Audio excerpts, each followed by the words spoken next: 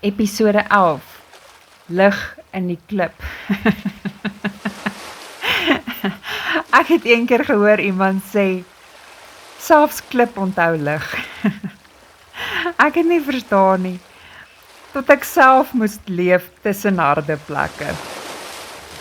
Nou daar was dae wat ek gevoel het soos rots, onbeweeglik, koud, vergete deur son, maar eendag, net toe ek niks meer verwag nie, het die lig begin insypel, deur fyn krake wat ek eers gesien het as foute. Dis toe ek verstaan het. God gebruik nie net sagte dinge nie. Hy gebruik ook harde grond om sy lig te wys. Die klip wat eers jou gevangenis was, word later jou getuienis.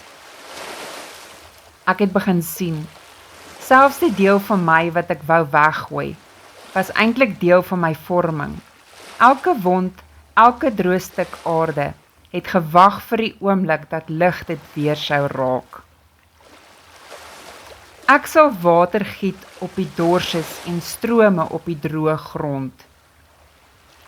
Daar tussen klip en stilte het ek besef. Genesing is nie altyd sag nie. Soms is dit skuur, soms is dit stil, maar altyd heilig. Lig in die klip, dis nie iets wat jy sien nie.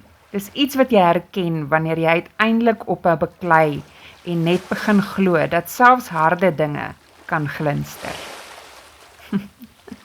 Dis vreemd, hoe selfs breekplekke kan blink wanneer die son reg val. Watter harde deel van jou lewe het God al gebruik om sy lig te weerkaats?